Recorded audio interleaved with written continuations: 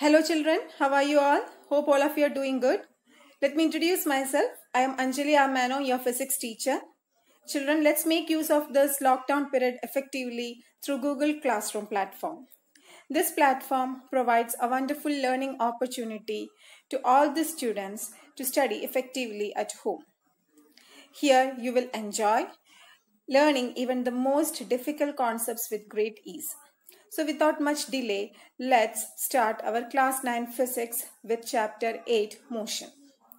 That is going to be our first lesson in physics. Okay, so let's start. Okay, children, let me begin with a question. What do you mean by motion? The word motion is not a new concept. The word is familiar to you. You have been learning about motion in your previous classes. So what is your idea about motion? Yeah, simply we can say anything that moves is in motion, right? So generally we have seen many examples of motion around us. Can you give some examples? Yes, we can see birds fly in air, fishes swim in water. Also, occurrence of day and night or sunrise or sunset. All are examples of motion. Then, changing seasons. Do you know the reason for changing seasons? Yes, motion of earth. Movement of celestial objects or planets around the sun. That is an example for motion. And also the movement of or the motion of vehicles or automobiles on road. All are examples for motion.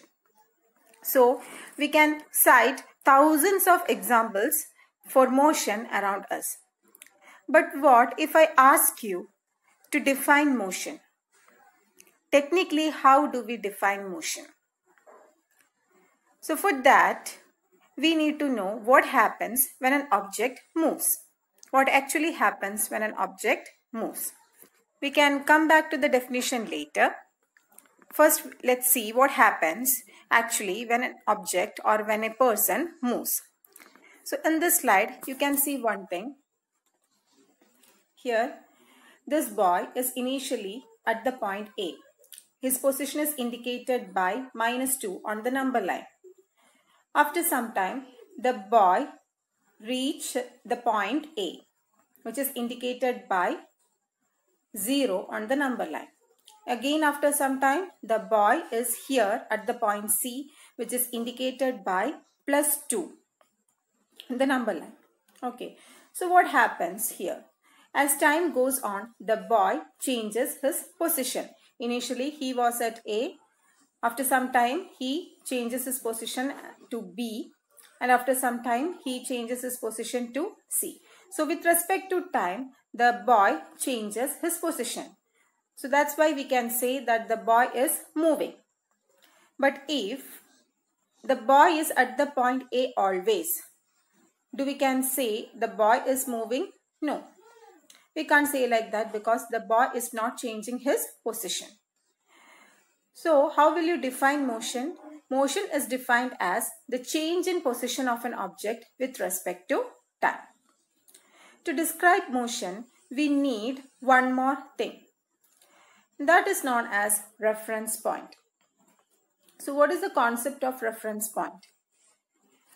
See, let me give you one example. If someone comes you and asks about the location of our school, what will you say? Yes, you will say our school, Sri Gokulam Public School, Gurayur, is located in Brahmakulam or Chittattugara. But the man is not familiar with these places, Brahmakulam or Chittattugara. So he will ask again, in Brahmakulam where? What is the actual location of our school? So you will use some landmark, right? You can say the school is about 100 meters or 200 meters to the north of that railway gate. Okay, so that railway gate acts as a reference point or landmark for that person. And he can easily locate our school using that landmark. And we are choosing that we are making all measurements from that landmark or from that reference point. Hence, that reference point can also be considered as origin because origin is a point from where we start our measurement. Okay, so that's about the reference point. Is motion absolute or relative? What do you think? is motion absolute or relative? So let's discuss about this through an example.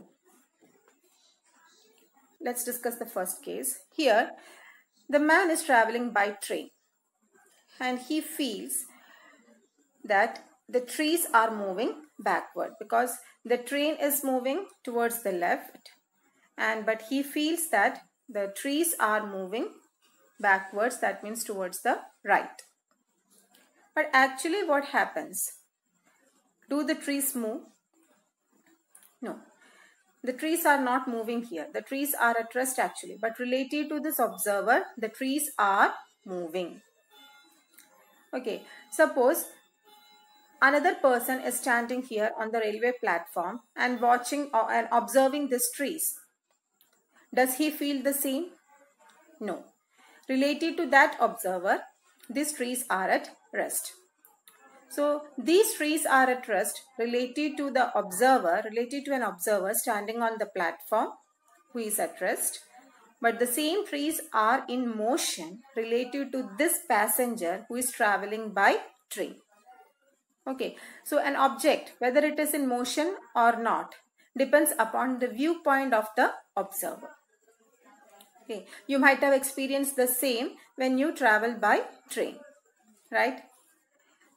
Next, in this case also, you can experience the same thing. Here, suppose you are standing here at the bus stop and a school bus is passing by you.